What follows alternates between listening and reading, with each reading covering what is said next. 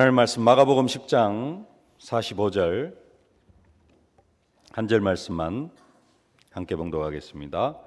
인자가 온 것은 섬김을 받으려 함이 아니라 도리어 섬기려 하고 자기 목숨을 많은 사람의 대속물로 주려 함이니라.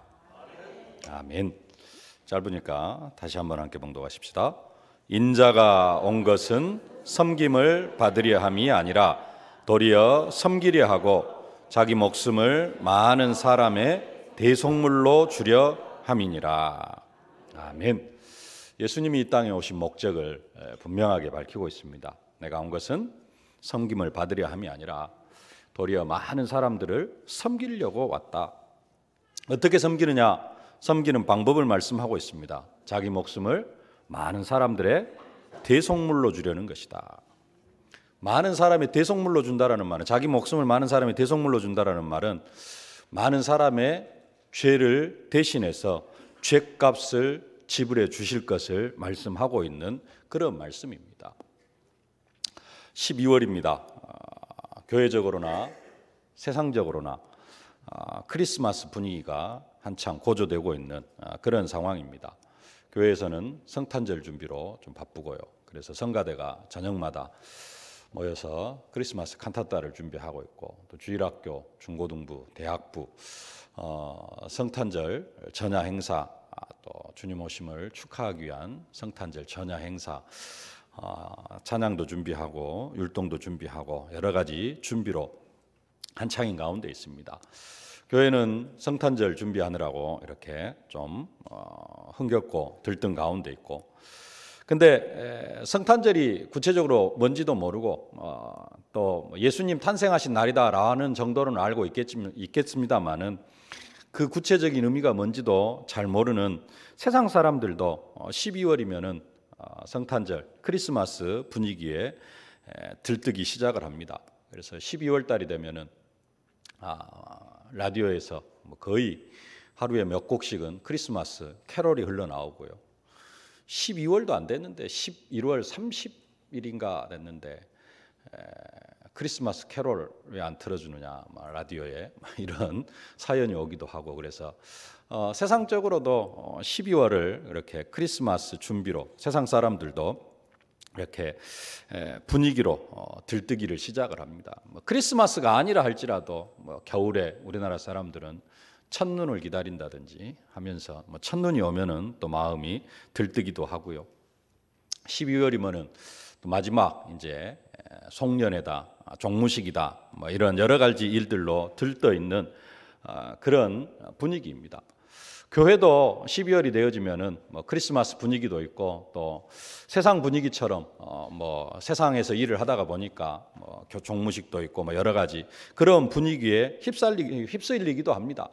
근데 하여간 12월 달은 그래도 어쨌든지 간에 이렇게나 저렇게나 좀 함께 기뻐할 수 있고 하는 그러한 때가 12월 달입니다.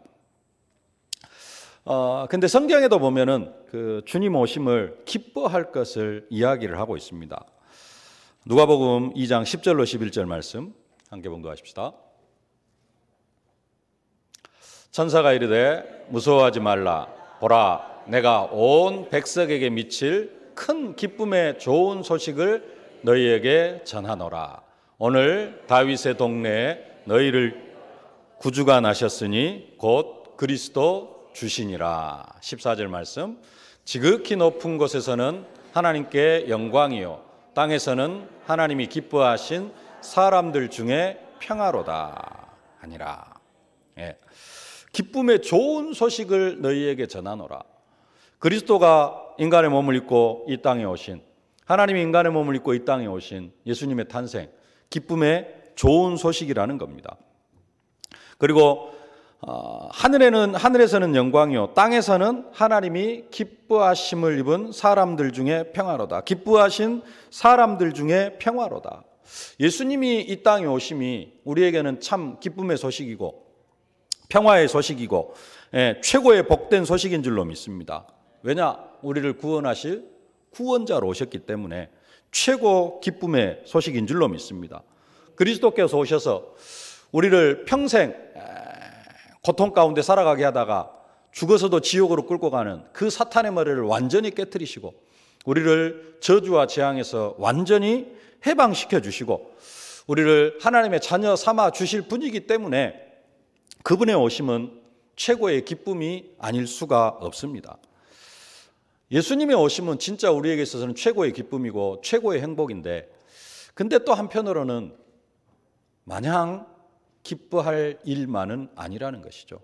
왜 그러느냐? 예수님이 이 세상에 오셔서 하실 일을 생각을 하면은 그게 마냥 기뻐할 일만은 아니다라는 그런 생각이 듭니다.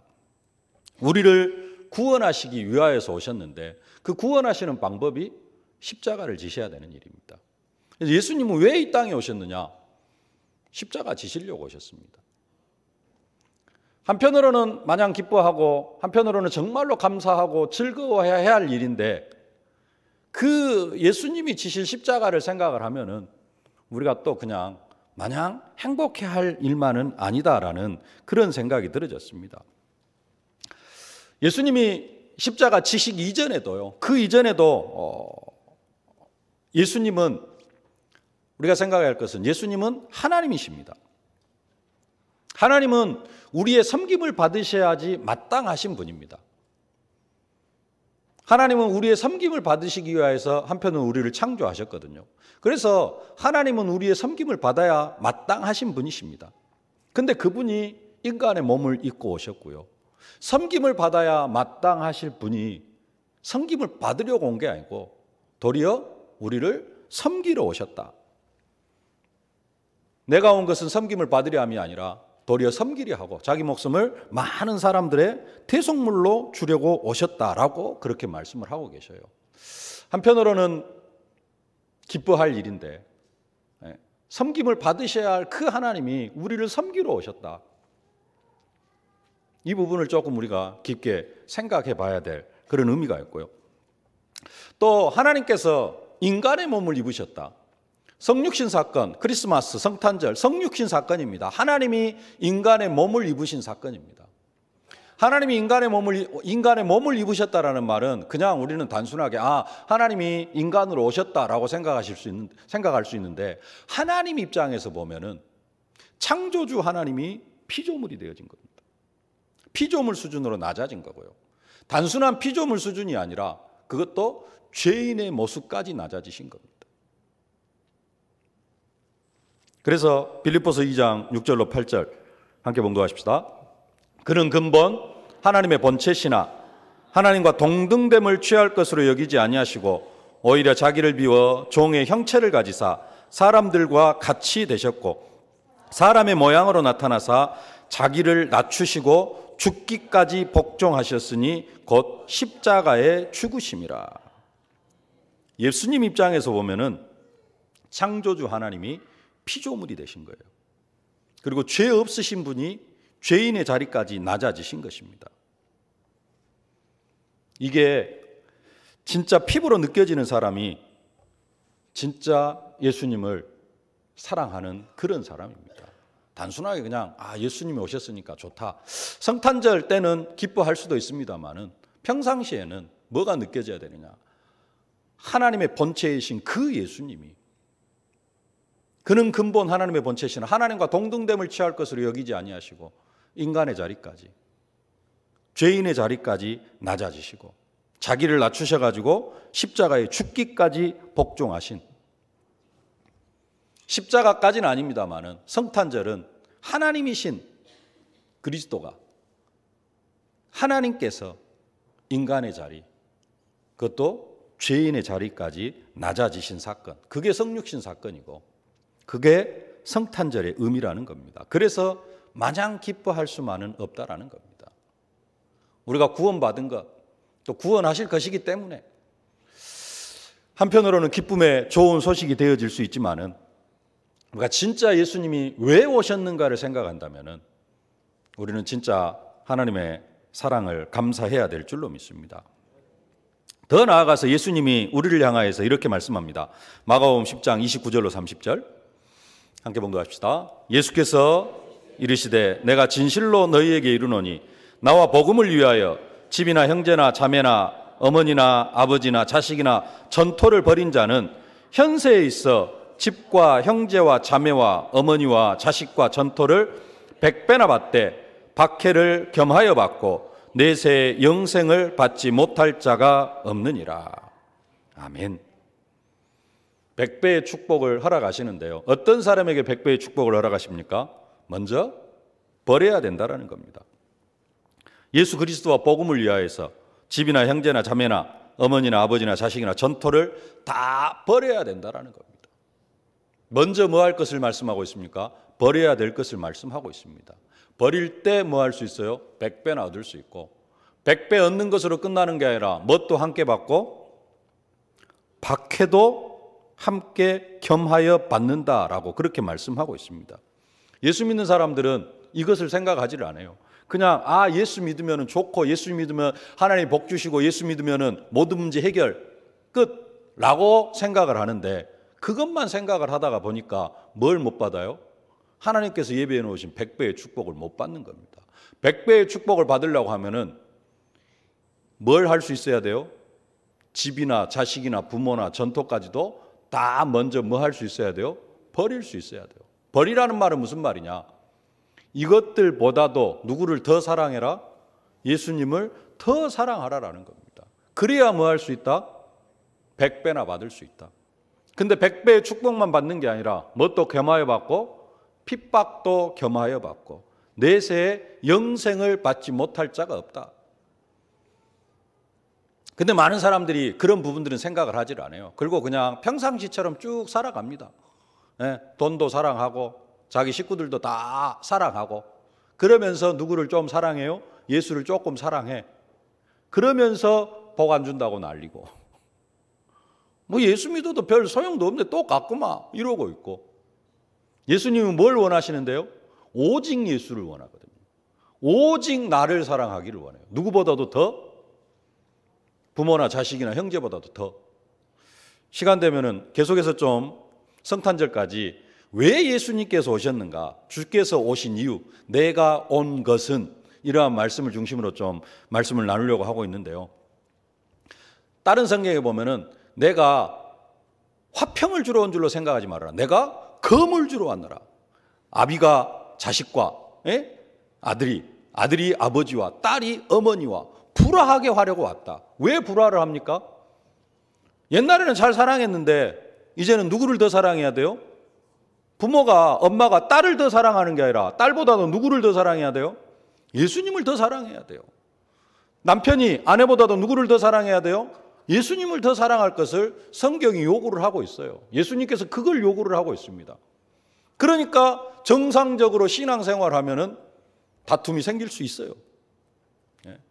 근데 그러한 사람에게 하나님께서는, 예수님께서는 100배의 축복을 허락하시고, 그러다가 보면은 핍박도 생기고 박해도 생기고. 근데 예수 믿는 사람들이 그런 부분들은 생각을 안 하고 그냥 예수 사랑하면은 하나님께서 응답 주시겠지. 그러다가 핍박이 오니까, 그 핍박이 오면은 그 핍박을 견디는 게 아니라 그 핍박 때문에 신앙을 포기하는 사람들도 있다라는 겁니다.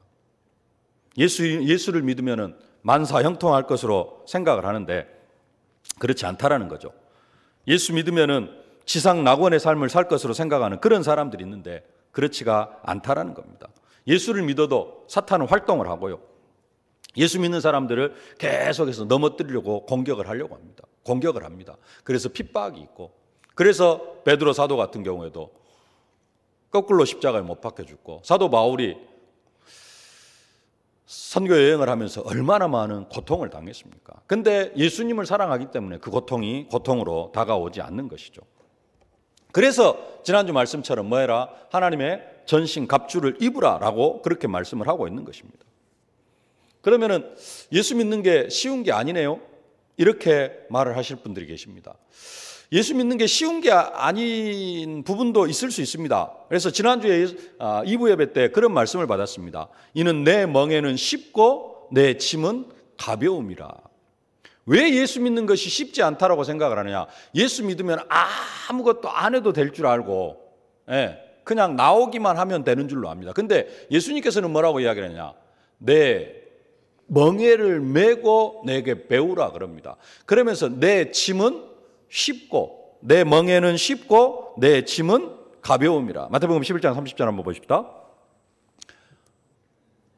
이는 내 멍에는 쉽고 내 짐은 가벼움이라.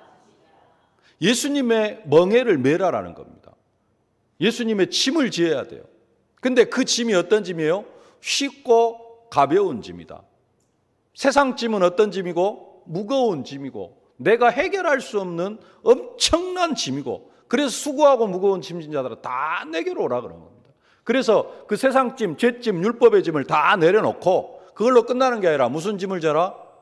예수님의 짐을 져라라는 겁니다. 예수님의 짐, 뭘 져라? 예수님의 멍에를 져라. 마태복음 11장 29절 함께 보십시다. 나는 마음이 온유하고 겸손하니 나의 멍에를 메고 내게 배우라. 그리하면 너희 마음이 쉼을 얻으리니. 예수님 우리에게 예수님의 멍에를 맬 것을 말씀하고 계십니다. 예수 믿는다는 것은 뭐냐? 예수님의 멍에를 메는 것입니다. 멍에를 메는 것은 예수님께 배우는 것을 이야기합니다. 배우는데 어떻게 배우느냐? 예수님의 멍에를 메고 배우라는 것입니다. 이 멍에라는 우리는 그냥 멍에 그 소의 목에다 씌우는 게 멍에잖아요. 멍에 그러는데 이 헬라어에서 멍에라는 단어가 연합하다라는 의미가 있고요. 이 멍에라는 단어가 어떤 단어에서 파생을 했냐면은 짝짓다라는 단어에서 파생을 했대요. 멍에라는 단어의 어원이 뭐냐? 짝짓다라는 단어에서 파생을 했다라는 겁니다. 무슨 말이냐? 우리나라에서는 그 소에다가 멍에를 씌우잖아요. 보통 소에다가 멍에를 씌우는데 소 2마리의 멍에를 씌운 적은 거의 없습니다. 그러죠?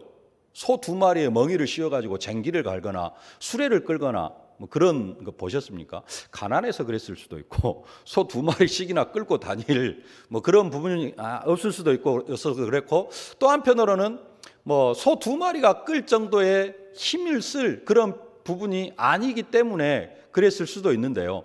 우리나라에서는 그랬는데 이스라엘에서는 소에게 멍에를 씌울 때 꼭 2마리씩 멍에를 씌웠다고 합니다. 그게 이스라엘의 문화였대요. 그래서 엘리사가 엘리야의 부름을 받을 때 12겨릿소를 가지고 밭에서 쟁기질을 하는데 12번째 겨릿소를 잡고 쟁기질을 했다고 합니다. 결이라는 말이 무슨 말이냐? 한 멍에를 나란히 맨 그 소 한 쌍을 결이라고 이야기를 한다고 합니다. 그게 결이라는 단어의 뜻이 돼요.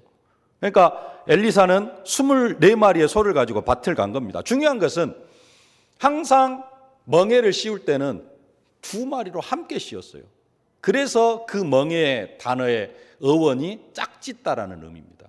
그런데 더 중요한 것은 이스라엘 나라에 있어서 스승과 제자와의 관계를 이야기할 때 나의 멍에를 메고 스승이 제자를 부를 때 또 제자와 함께하는 것을 이야기할 때 예수님만이 그렇게 이야기한 것이 아니라 이스라엘 문화에서 나의 멍에를 메고라는 그러한 말로 표현을 했다고 합니다. 그래서 우리가 예수님의 멍에를 맨다라는 것은 무슨 말이냐? 그냥 뭔가를 하나 메고 가는 게 아니라 예수님과 함께 멍에를 어떻게 메요? 나만 메고 가는 게 아니라 예수님과 함께 멍에를 메고 함께 가는 것. 그게 예수님의 멍에를 맨다라는 겁니다.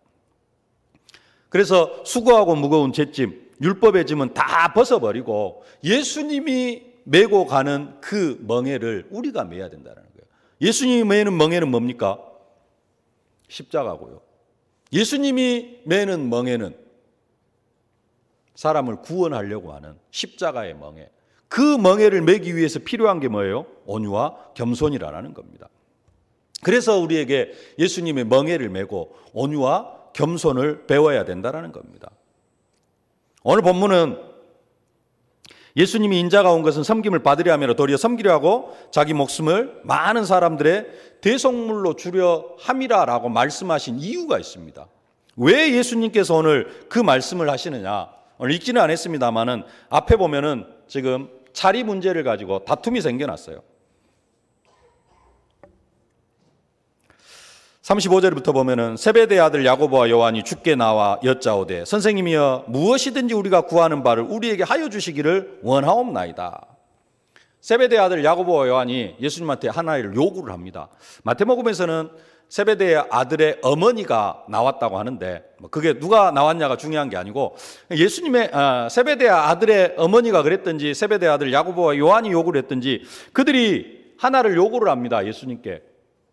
뭘 요구를 하느냐? 주의 나라에서 한 명은 주의 좌편에 한 명은 주의 오른편에 앉게 해달라고.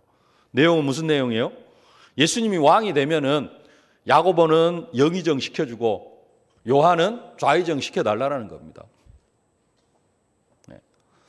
두 제자가 수제자, 예수님의 수제자는 베드로고요. 또 조금 다른 제자보다도 좀 더 수제자라고 하는 사람들이 최고는 베드로고 세 명의 수제자를 들면은 베드로, 야고보, 요한입니다. 근데 야고보와 요한이 형제고 이 형제가 베드로 제껴놓고 예수님한테 요구를 한 겁니다. 주님 나라에 임하실 때 나는 영의정 시켜주고 내 동생은 좌의정 시켜주십시오 라고 부탁을 했어요. 그러니까 그 소리를 듣고 있던 다른 제자들이 뭐라 그러느냐? 화를 냈어요. 41절 화면 보십시다. 41절 보면은 열 제자가 듣고 야고보와 요한에 대하여 화를 내거늘 너 둘이서 그 영의정 좌의정 차지하면 우리들은 뭐 먹고 살으라고 그러면서 화를 낸 겁니다. 하나님 나라는 그런 게 아닌데요. 이 정도 되어지니까 지금 하나님 나라가 뭔지 예수님을 왜 따라다니는지 그러한 부분에 대해서 전혀 모르고 지금 제자들이 그런 이야기를 하는 것입니다.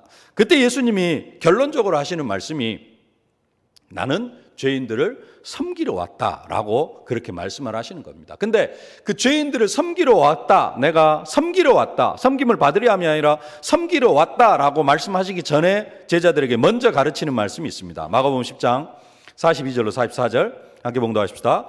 예수께서 불러다가 이르시되 이방인의 집권자들이 그들을 임의로 주관하되 그 고관들이 그들에게 권세를 부리는 줄 알거니와 너희 중에는 그렇지 않을지니 너희 중에 누구든지 크고자 하는 자는 너희를 섬기는 자가 되고 너희 중에 누구든지 으뜸이 되고자 하는 자는 모든 사람의 종이 되어야 하리라. 세상 사람들은 섬김을 받으려고 하는데 너희들은 어떤 자가 되어야 된다? 섬김을 받으려고 하면은 섬기는 자가 되어져야 된다. 으뜸이 되려고 하는 사람들은 모든 사람의 종이 되어져야 된다. 그것을 말씀하시면서 예수님께서 결론적으로 하시는 말씀이 내가 온 것은 섬김을 받으려 함이 아니라 도리어 섬기려 하고 자기 목숨을 많은 사람들 내 대속물로 주려고 왔다라고 그렇게 말씀하시는 겁니다. 뭘 말씀하시느냐? 예수님이 먼저 모범을 보여주시고 우리에게 그것을 따라올 것을 말씀하고 계시는 겁니다. 마태복음 11장 29절에서도 나의 멍에를 메고 내게 배우라. 거기에서도 우리가 정말로 배워야 될 것, 그게 뭐냐면은 섬기는 것입니다. 섬기는 것. 그 섬김을 예수님처럼 하기 위해서 필요한 것이 온유와 겸손이고요. 겸손하지 않은 사람은 절대로 섬길 수가 없습니다. 이렇게 섬기러 오신 예수님께서 공생의 전반에 걸쳐서 우리에게 가르치신 것이 있습니다. 공생의 사역을 쭉 마무리하면서 결론적으로 우리에게 가르치시는 말씀이 있는데 요한복음 15장 12절 말씀입니다. 함께 봉독하십시다. 내 계명은 내가 너희를 사랑한 것 같이 너희도 서로 사랑하라 하는 이것이니라. 예수님께서 제자들을 사랑하시고 우리들을 사랑하시고 뭐라고 이야기하시냐? 그냥 서로 사랑하라라고 말씀하신 게 아니라 내가 너희를 사랑한 것 같이 너희도 서로 사랑하라라는 겁니다. 중요한 것은 내가 너희를 사랑한 것 같이. 인자가 온 것은 섬김을 받으려 함이라 도리어 섬기려고 왔다. 너희도 뭐가 되어져야 된다? 섬기는 자가 되어져야 된다. 섬김을 받으려고 하는 사람은 섬기는 자가 되어져야 된다. 으뜸이 되려고 하는 사람은 종이 되어져야 된다. 나는 뭐 하려고 왔다? 섬김을 받으러 온 것이 아니라 섬기러 왔다. 내가 세상을 사랑한 것처럼, 내가 너희를 사랑한 것처럼 너희도 어떤 사람이 되어져야 된다? 사랑하는 사람이 되어져야 된다. 그 사랑은 세상 사람들이 말하는 사랑이 아닙니다. 그 사랑에 대해서도 구체적으로 이야기합니다. 요한복음 15장 13절에 사람이 친구를 위하여 자기 목숨을 버리면 이보다 더 큰 사랑이 없나니. 예수님 우리를 사랑하시는데 어떻게 사랑하셔요? 자기 목숨을 버리면서까지 우리를 사랑하신다라는 겁니다. 다시 말하면 예수님은 최고의 사랑으로 우리를 사랑할 것을 말씀하고 있습니다. 그러면서 결론적으로 하시는 말씀이 요한복음 15장 14절입니다. 요한복음 15장 14절이 없네요. 제가 대독해 드리겠습니다. 너희는 내가 명하는 대로 행하면 곧 나의 친구라 그럽니다. 친구를 위하여 목숨을 버리면 이에서 더 큰 사랑이 없다 그랬는데 예수님의 친구는 어떤 사람이 친구냐? 내가 명하는 대로 행하면 너희는 나의 친구다라고 이야기를 하고 계시는 겁니다. 어떤 사람이 예수님의 친구냐? 예수님이 명하는 대로 행하는 사람이 예수님의 친구고요. 다시 말하면 예수님이 우리를 사랑하신 것 같이 우리도 서로 사랑하는 사람, 그 친구를 위하여 목숨을 버릴 정도로 친구를 사랑하는 사람이 예수님의 친구가 되어진다. 예수님은 그 친구를 위하여서 뭐 하셨다? 목숨을 버리셨다. 좀 깊이 생각해 봐야 될, 그냥 듣고 지나갈 말은 아닙니다. 예수님은 누구를 위하여? 친구를 위하여 목숨을 버렸어요. 모든 인류를 위하여서 목숨을 버리신 게 아니라 누구를 위하여 목숨을 버렸어요? 친구를 위하여 목숨을 버렸습니다. 신학적으로 이야기하면은 하나님이 예정해 놓은 사람들을 위하여서 목숨을 버렸어요. 친구를 위하여서. 근데 아무나 친구가 아니라 나의 명대로 행하는 사람. 다시 말하면은 내가 너희를 서로 사랑한 것처럼 서로 사랑하는 사람이, 예수님의 사랑으로 사람을 사랑하는 사람이 누구다? 예수님의 친구다. 그 사랑을 못하는 사람은 그렇습니다. 그러면서 예수님께서 공생의 마지막에 섬김의 모습을 보여주는 사건이 또 하나 있는데요. 그게 뭐냐? 세족식 사건입니다. 여러 가지 사건들이 있겠습니다만은 요한복음 13장 4절 5절 보십시다. 저녁 잡수시던 자리에서 일어나 겉옷을 벗고 손수건을 가져다가 허리에 두르시고 이에 대하에 물을 떠서 제자들의 발을 씻기시고 그 두르신 수건으로 닦기를 시작하여 그들의 발을 씻으신 후에 옷을 입으시고 다시 앉아 그들에게 이르시되 내가 너희에게 행한 것을 너희가 아느냐? 너희가 나를 선생이라 또는 주라 하니 너희 말이 옳도다. 내가 그러하다. 내가 주와 또는 선생이 되어 너희 발을 씻었으니 너희도 서로 발을 씻어주는 것이 옳으니라. 내가 너희에게 행한 것 같이 너희도 행하게 하려 하여 본을 보였노라. 예수님께서 제자들의 발을 씻어주시면서 하시는 말씀이 뭐예요? 내가 너희들의 발을 씻어준 것처럼 너희들도 그렇게 행하게 하려고 뭐 했다? 제자들의 발을 씻어주셨다라는 겁니다. 우리도 세상에서 똑같이 행하라고 예수님께서 본을 보여주셨다라고 확실하게 말씀을 하고 계십니다. 섬기러 오신 예수님께서 십자가의 죽음으로 우리를 섬기기에 앞서서 세족식을 통하여서 또 다른 섬김의 모습을 우리에게 보여주셨습니다. 그러면서 또 말씀하시는 게 왜 내가 지금 이 세족식을 행하느냐? 이건 하나의 의미인데 너희도 똑같이 이렇게 행하게 하려고 뭘로 보여주셨다? 본으로 보여주셨다라는 겁니다. 예수님은 섬기러 오셨는데요.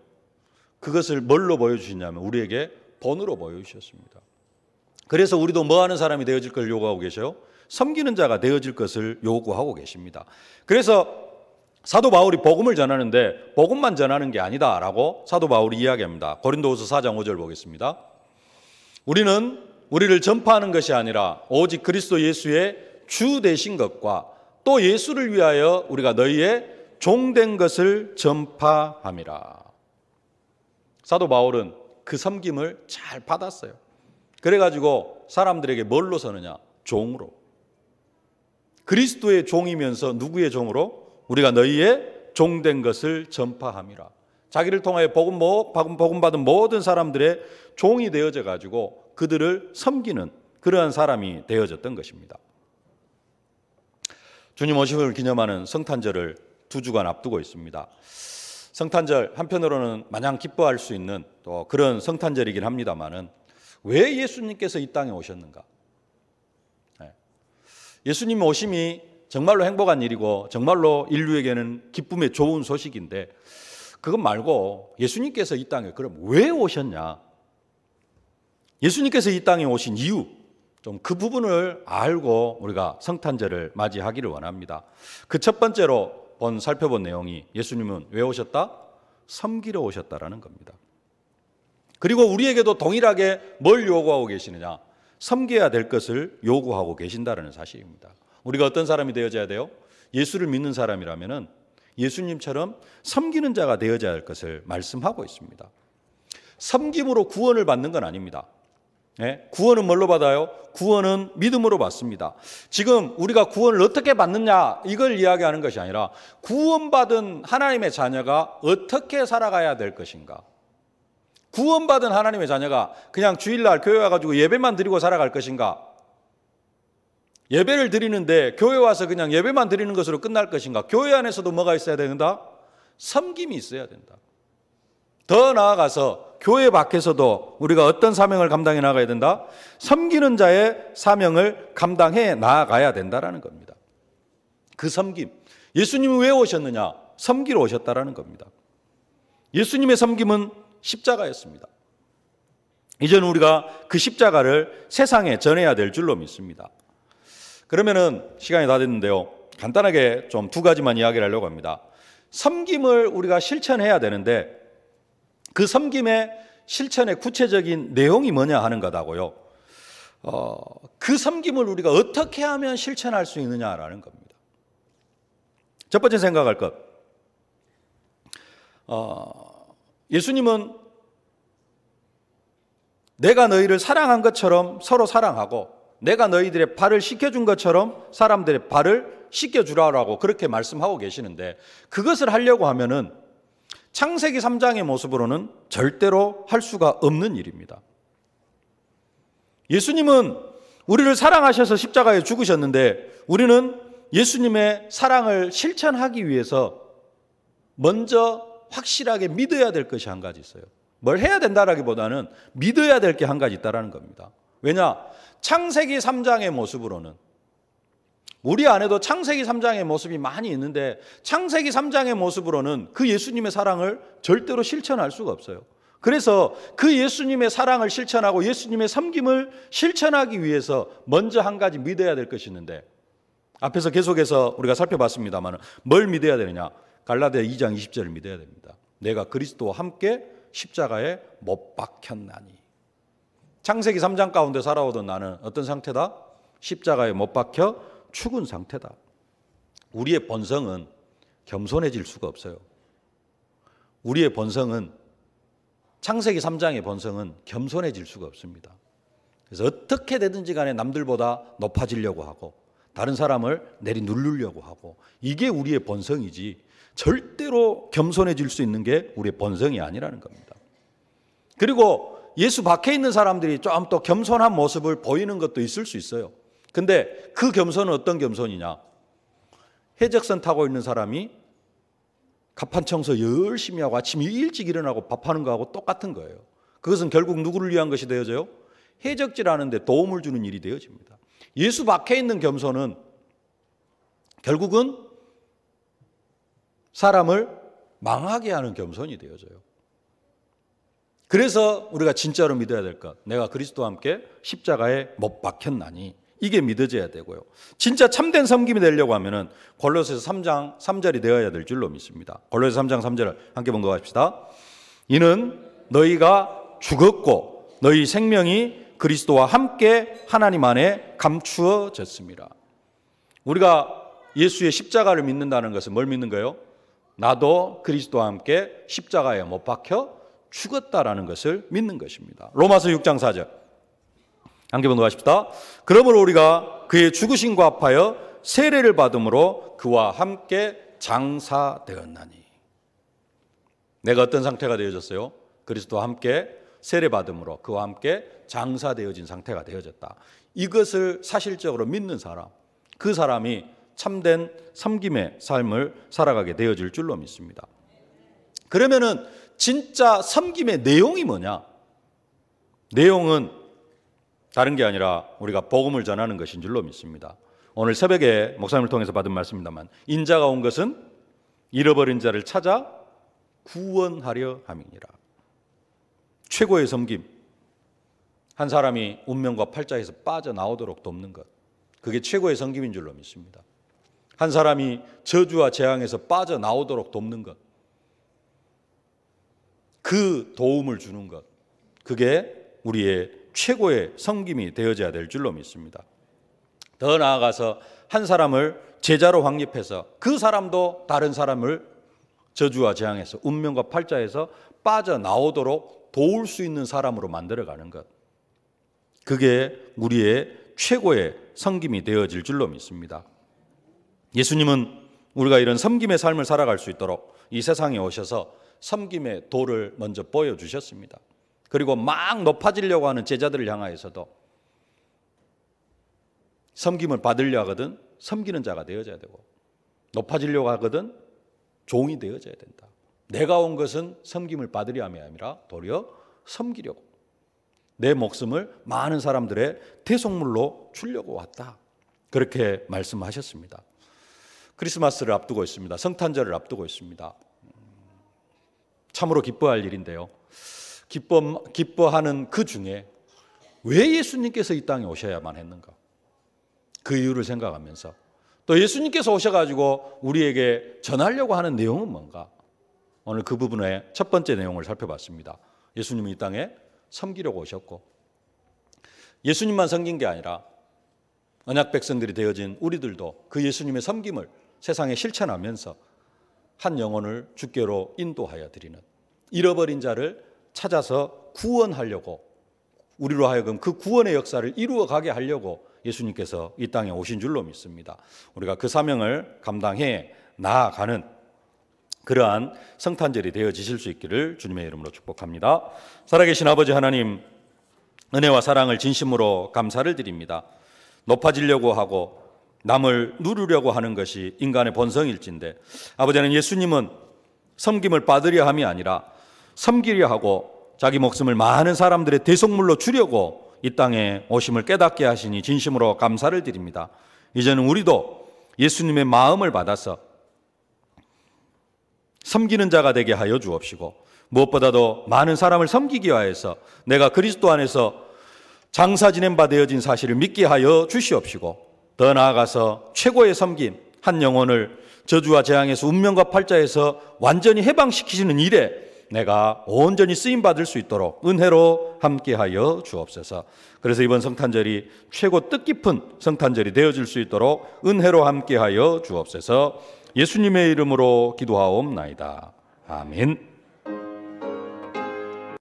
만왕의 왕이 되신 우리 구주 예수 그리스도의 은혜와 복을 더하여 주시는 우리 아버지 하나님의 무한하신 사랑하심과 우리가 증인의 사명을 감당해 나아갈 수 있도록 능력으로, 권능으로, 증거로 함께 하시는 성령의 충만하신 역사가, 예수 그리스도께서 아기 예수의 모습으로 이 땅에 오신 이유가 다른 것 때문이 아니라 많은 사람들을 섬기려고, 자기 목숨을 많은 사람들의 대속물로 주려고 이 땅에 오신 그 이유를 깨닫고, 이제는 우리도 예수님을 따라서 섬기는 자가 되어지되, 먼저 내가 그리스도와 함께 십자가에 못 박혀 죽었다라는 이 믿음 속에서 한 영혼을 구원하기 위하여 잃어버린 자를 찾아 구원하려고 하는 이 섬김의 모습으로 살아가기를 소망하는 모든 언약 백성들 머리머리 위에,